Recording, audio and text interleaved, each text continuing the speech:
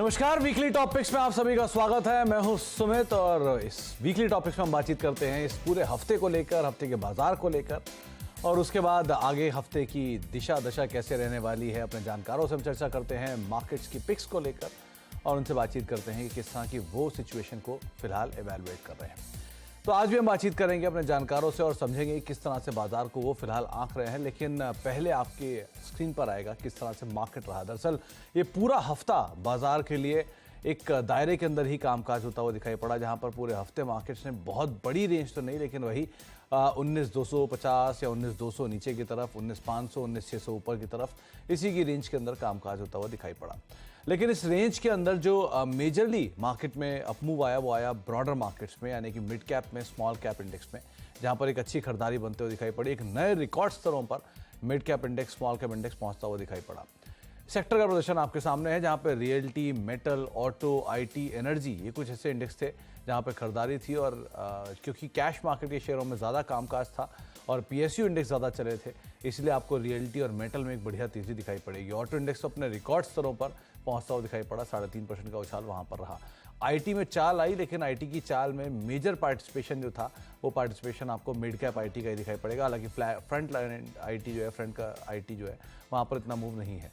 Energy space में करीब 1.5% का मूव है, खासतौर से कि वो जो सरकारी कंपनियां हैं वहाँ पर एक अच्छी खरीदारी एनटीपीसी, ओएनजीसी, कोल इंडिया ऐसे शेयरों में आते हुए दिखाई पड़ी है। आज हम बात करेंगे गौरांग सर से, हमारे साथ मौजूद हैं। साथ ही शर्मिला मैम से हम बातचीत करेंगे मार्केट्स को लेकर भी और साथ ही साथ उनके इंडिविजुअल पिक्स पर भी हम चर्चा करेंगे। आप दोनों को नमस्कार, स्वागत है कार्यक्रम में। सबसे पहले तो गौरांग सर, मार्केट्स को लेकर आपका व्यू, क्योंकि बाजार एक बड़े दायरे में तो फंसा हुआ है लेकिन ब्रॉडर मार्केट्स में बड़ी अच्छी खरीदारी है और उसका फायदा कुछ हद तक प्रमोटर्स भी उठा रहे हैं, वहाँ पर भी सेल ऑफ आता हुआ दिखाई पड़ रहा है।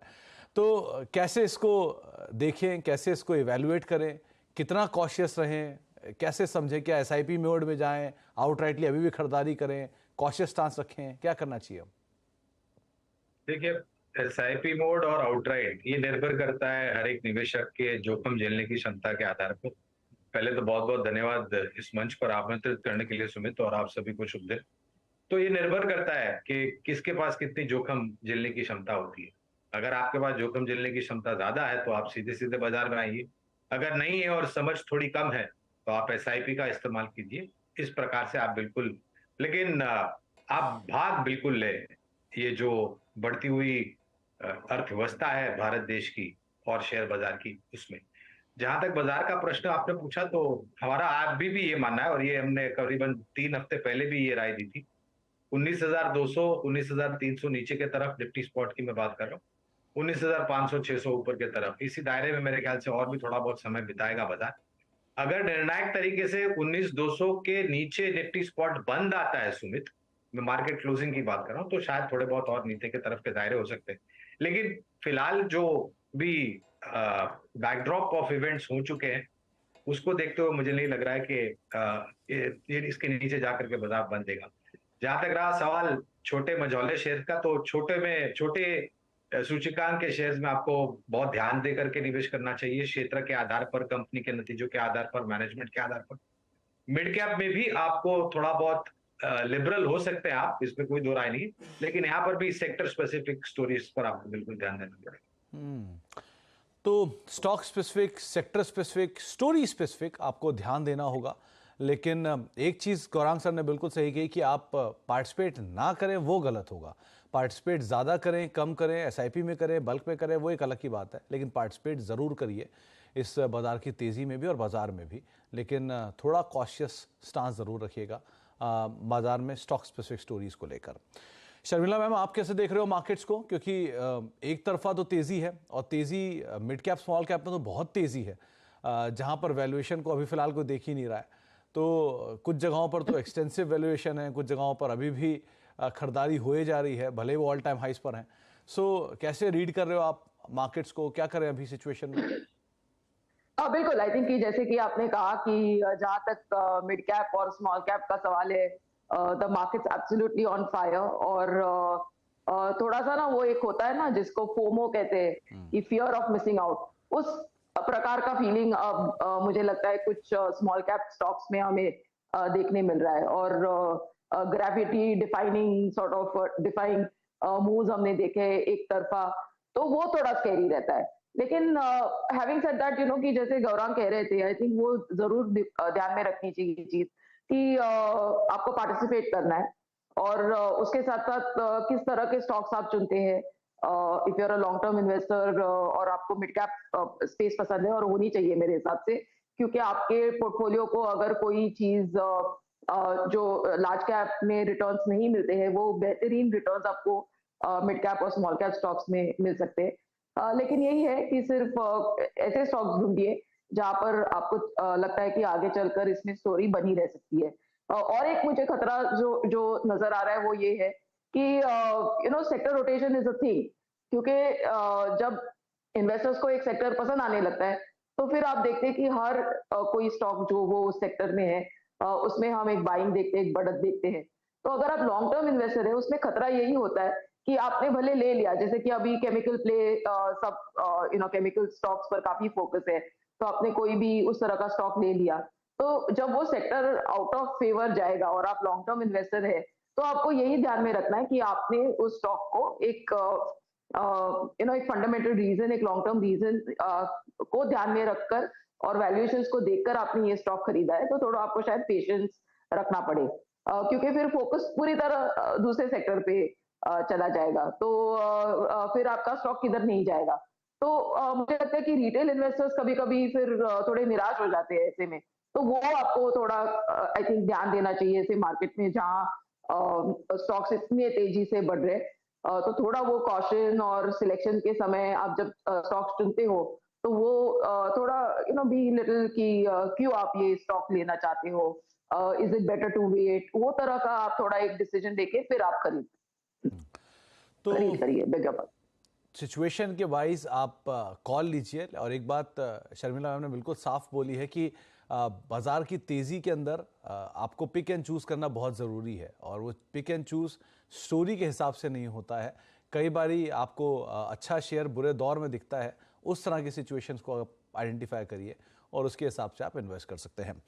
तो अब शुरुआत कर लेते हैं कुछ स्टॉक्स के साथ भी। तो गौरांग सर, बाजार की इस तेज़ी में मुश्किल ये होता है कि अब चुने क्या, क्योंकि कुछ हाथ नहीं आ रहा, कुछ चले ही जा रहा है, तो क्या करा जाए? पहला नाम कौन सा ले? हाथ नहीं आता ऐसा नहीं होता है, आप में हिम्मत नहीं होती है और शेयर बाजार में हिम्मत की कीमत होती है, और शेयर बाजार सभी जोखिमों के अधीन होता है। लालच हमेशा यही रहता है हर एक निवेशक की कि मैं सबसे नीचे के दाम में खरीदूं, और उत्सुकता ये होती है सुमित कि मैं सबसे ऊपर के दाम में बेचूं। ये शेयर बाजार है, ये चोर बाजार नहीं है। मैं अक्सर लोगों को ये कहता हूं कि आप अपने संतुष्ट रहिए कि आपको कितना रिटर्न मिल रहा है, वरना आप शेयर बाजार में मुनाफा भी कमाएंगे तो मगर आपको खुशी कभी नहीं मिलेगी। पहला विकल्प सरकारी बैंक के वित्तीय क्षेत्र से है, और ये जो नतीजे हमने देखे सुमित पहले तिमाही के इस वित्तीय वर्ष के, उसको ध्यान में रखते हुए कवरेज तो थी हमारी, बैंक ऑफ बड़ौदा के मैं बात कर रहा हूँ, और कवरेज तो थी, लेकिन क्योंकि नतीजा अच्छा है और हमारा अनुमान ये कहता है कि इस साल भी वित्तीय क्षेत्र जैसे पिछले साल भी अच्छा प्रदर्शन किया था आंकड़ों के आधार पर, यहाँ पर आपको एक बेहतर रुझान मिल सकता है। फिलहाल हम 220 का लक्ष्य लेकर के चल रहे हैं, लेकिन हमें पूरी उम्मीद है कि नतीजों के आधार पर इस लक्ष्य को हम ऊपर की तरफ लेके जाएंगे। और ऋण की मांग कम नहीं हो रही है, ऋण की मांग बढ़ रही है, एसेट क्वालिटी सुधर रही है, प्रोविजनिंग कम हो रहे हैं, और लोन बुक ग्रोथ हम देख रहे हैं। तो मेरे ख्याल से एक बेहतर विकल्प है अगर आपका नजरिया लंबी अवधि का हो। बैंक ऑफ बड़ौदा, इसके ऊपर आप बेट कर सकते हैं। गौरांग सर, वो लाइन अच्छी लगी, शेयर बाजार है चोर बाजार नहीं। आपने जो वो बात बोली ना कि बाजार में टॉप और बॉटम कोई नहीं पकड़ सकता, तो कुछ समय पहले विजय केडिया सर मौजूद थे, उनसे बात हुई थी, तो उन्होंने एक ही लाइन बोली कि बाजार का टॉप और बॉटम या तो भगवान पकड़ सकता है या झूठा।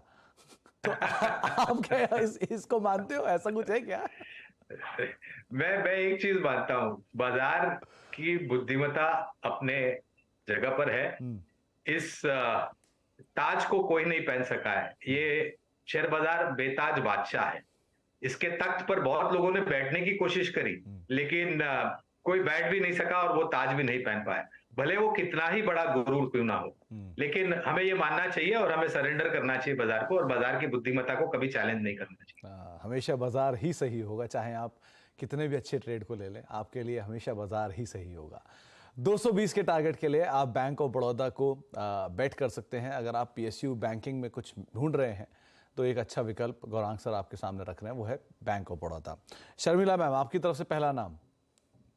तो थोड़ी देर पहले मैं बात कर रही थी कि केमिकल स्टॉक्स काफी चर्चा में रहे हैं and I think with good reason.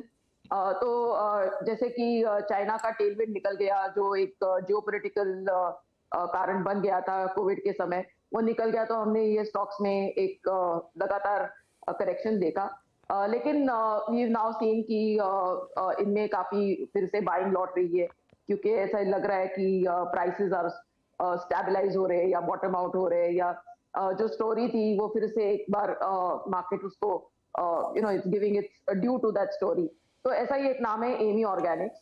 ये फार्मा इंटरमीडिएट्स बनाते हैं और काफी जिस तरह की उनकी their biggest client is somebody called Fermion, और उनको वो फार्मा इंटरमीडिएट्स सप्लाई करते हैं। और अब उनका जो रिश्ता है वो और गहरा बनने की वो सोच है कि मल्टी ईयर कॉन्ट्रैक्ट उनके साथ साइन किया जाए। उनका एक केपेक्स भी आ रहा है जिनसे उनकी 4 गुना फार्मा इंटरमीडिएट्स बनाने की कैपेसिटी बन जाएगी, और इसमें फर्मियन को जैसे वो और सप्लाई करेंगे। बाकी केमिकल बिजनेसेस में इलेक्ट्रोलाइट एडिटिव्स करके एक बिजनेस कहलाता है, वर्टिकल कहलाता है, उसमें उनकी काफी एक अच्छी रेवेन्यू ग्रोथ हो सकती है आगे चलकर। तो इन सब चीजों को ध्यान में रखकर मुझे लगता है कि लॉन्ग टर्म के इन्वेस्टर्स इसको ले सकते हैं विद अ टारगेट ऑफ 1500। तो एमी ऑर्गेनिक्स, इसके ऊपर आप नज़र रख सकते हैं। शर्मिला मैम, क्योंकि केमिकल की स्टोरी बहुत बड़ी स्टोरी है और इसमें अलग अलग तरह के सेक्टर हैं, कुछ फूड रिलेटेड केमिकल में हैं, कुछ एग्रो केमिकल में हैं, कुछ आउटराइट केमिकल के अंदर है, कुछ बाकी प्लास्टिक रिलेटेड केमिकल में है। तो हर तरह की स्टोरी के स्टॉक्स अलग अलग तरह से रिएक्ट कर रहे हैं। मिसाल तौर पर यूपीएल नहीं चल रहा है, पीआई चल रहा है, या बेयर नहीं चल रहा है, धानुका चल रहा है एग्रो केमिकल में, जुबिलेंट इंग्रेविया थोड़ा बहुत चल रहा है, लेकिन बाकी दीपक नाइट्राइट नहीं चल रहा है। तो यहाँ पर थोड़ा मतलब क्या माने कि ये स्टेबल हो गया है, टूटेंगे नहीं, चलने के या नहीं चलने का समय बाद में भी आ सकता है? बिल्कुल, आई थिंक कि जो मैं खतरा पहले जिसका जिक्र कर रही थी वो यही है कि आपको ऐसा स्टॉक नहीं लेना है सिर्फ उसमें अगर केमिकल टैग है तो।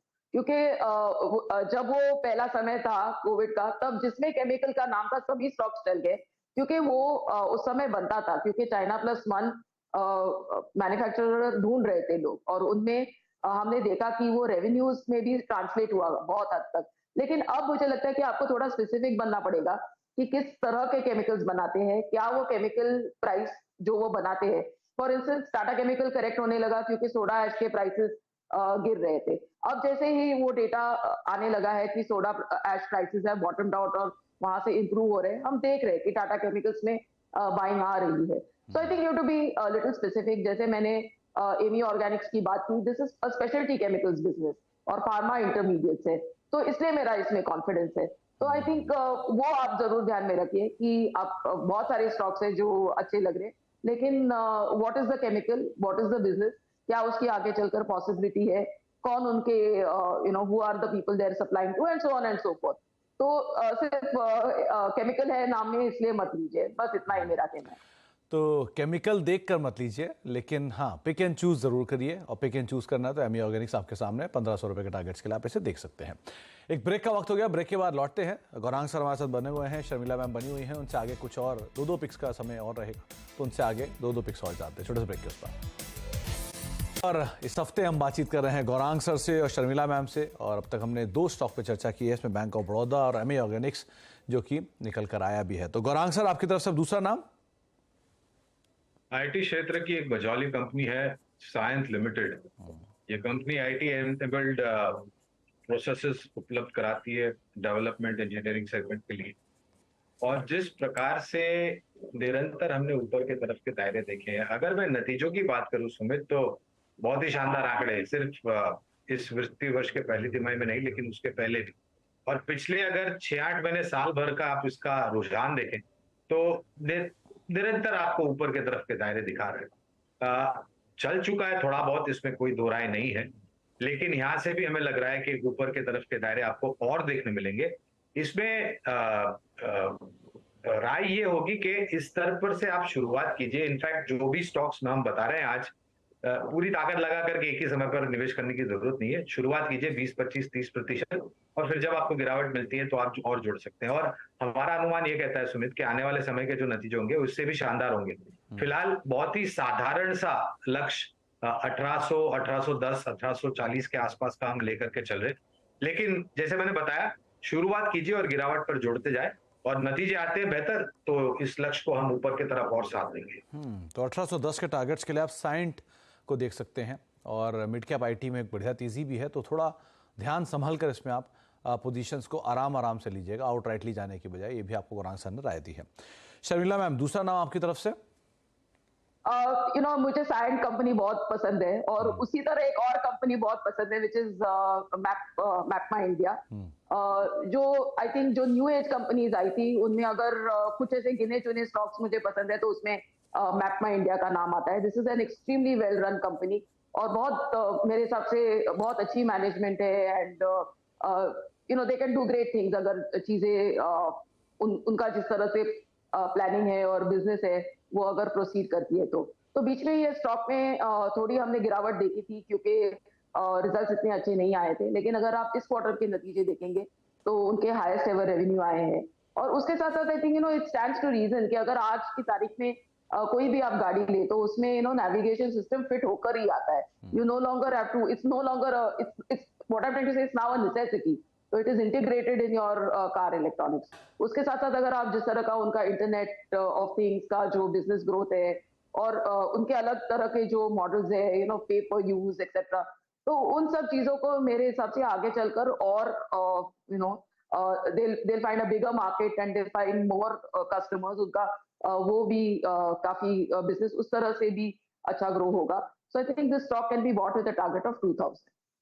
तो 2000 के टारगेट्स के लिए आप स्टॉक को देख सकते हैं। इंटरेस्टिंग लाइन एक शर्मिला ने बोली कि नई लिस्टिंग में जो भी कंपनियां पसंद हैं उनमें से सी इन्फो को आप देख सकते हैं 2000 रुपए के टारगेट्स के लिए। ओके गौरांग सर, आपके लिए तीसरा नाम कौन सा रहेगा? ये भी आईटी क्षेत्र से ही होगी, मझौली कंपनी तानला प्लेटफॉर्म्स। हाल ही में हमने काफी तीव्र गति देखी थी ऊपर की तरफ, और फिर कुछ खबरों को लेकर के नीचे की तरफ के दायरे। ये company Sumit one of the largest communication platform services provider है। दो मेजर इनके कारोबार है, एंटरप्राइज और प्लेटफॉर्म, और यहाँ पर ये ब्लॉकचेन टेक्नोलॉजी यूज करते हैं जिससे स्पैम फ्रॉड वगैरह एक्टिविटीज की गुंजाइश बहुत कम हो जाती है।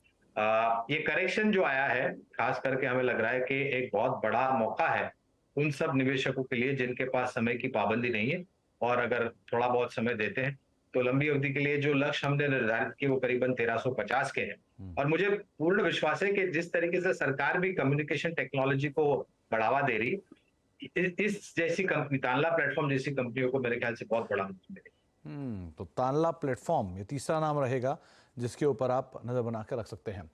शर्मिला मैम, आपकी तरफ से तीसरा नाम? I am going with Tata consumer products. अगर थोड़ा मैं हिस्टोरिकली बात करूं तो जब Chandra ji when he took over as chairman of Tata, he had said कि हमें उन बिजनेसेस में रहना है जहां पर स्केलेबिलिटी हो, और आगे चलकर जो मौजूदा साइज है उससे कहीं ज्यादा कंपनी बड़ी हो सके। तो आई थिंक इससे अच्छा उदाहरण आपको नहीं मिलेगा in terms of scalability than Tata consumer Products. क्योंकि आप देखिए कि कौन से what are the businesses it's in. Tata Salt है, टाटा संपन्न है which is their food business, Tata Soulfull है जो एक उन्होंने नया ब्रांड इंट्रोड्यूस किया है, बेवरेजेस ब्रांड है नरिश को, उसके साथ साथ टाटा कॉफी है, स्टारबक्स है। तो अगर आप इंडिविजुअली भी सोचे कि किस तरह की हम ग्रोथ इन सब बिजनेसेस में देख सकते हैं आगे चलकर, given the size of India और आवर पॉपुलेशन, और उन्होंने वो रिजल्ट्स में भी दर्शाया है। अगर आप उनका जो नरिश को which is their water and 3-4 उनके प्रोडक्ट्स है, वो बिजनेस अगर आप देखेंगे तो किस तरह की, भले छोटे बेस से लेकिन किस तरह की ग्रोथ हुई है, टाटा संपन्न की किस तरह से ग्रोथ हुई है। And one of the big reasons I like this stock is Tata संपन्न, क्योंकि मुझे लगता है कि इस बिजनेस में गिवन कि जिस तरह से मेट्रोज सिटीज में लोग अभी खरीद करते हैं, इस बिजनेस में बहुत अच्छी ग्रोथ आ सकती है आगे चलकर। So I think this is a stock that can be bought with a target of 1100। Sharmila ma'am, Tata coffee वो स्टारबक्स की कॉफी, वो तो आपने नहीं जोड़ा इसमें? पसंद नहीं है क्या कॉफी आपको? No, I didn't mention Starbucks, but of course अच्छी लगती है. और Starbucks आपको मालूम है कि you know, in the younger generation, it's an aspirational place to be in. लोग वहाँ सिर्फ you know, just to take a picture, मैंने देखा है कि गए कि दिखाने के लिए कि बस भाई हम Starbucks में बैठे हैं. तो you know, it's a great model. और जिस तरह की वहाँ पर भी उनकी ग्रोथ हुई है, especially post COVID, I think it's a business that can really grow from here. अगर आप न्यूयॉर्क में गए हो, and I'm sure you've been to New York, I've seen Starbucks at almost like every 100 meters. You know, so we have a long way to go as far as coffee consumption is concerned. Coffee is the new liquor, ये वैसे भी बोला जाता है Indian markets के लिए, और बहुत हाई डिमांड है स्पेस की अब. और QSR का अगर आप कोई भी पार्टिसिपेशन लेना चाहते हैं अलॉन्ग विद FMCG कंपनी, तो एक पूरा पैकेज आपको टाटा कंज्यूमर में दिखाई पड़ सकता है. तो 3 नाम शर्मिला मैम ने भी आपको बताए हैं, वो एक एक करके सभी नाम आपकी स्क्रीन पर आते हुए दिखाई पड़ेंगे, जहाँ पे बैंक ऑफ बड़ौदा, साइंट और तानला प्लेटफॉर्म, ये 3 नाम आपको गौरांग सर ने बताए हैं. और एमी ऑर्गेनिक्स, मैप माई इंडिया और टाटा कंज्यूमर, तो न्यू एज बिजनेस के साथ साथ ओल्ड ट्रेडिशनल बिजनेस के साथ एक कॉम्बिनेशन आपको शर्मिला मैम ने भी दिया है. बहुत बहुत शुक्रिया गौरांग सर आपका भी, और शर्मिला मैम आपका भी हमारे साथ मौजूद रहने के लिए, बाजार पर बातचीत करने के लिए एक बार फिर से, और सभी शेयरों पर अपनी राय रणनीति हमें बताने के लिए. तो फिलहाल अब वीकली टॉपिक्स को समेटेंगे. एक ब्रेक का वक्त है, और ब्रेक के उस पार भी खबरों का सिलसिला लगातार बना रहेगा.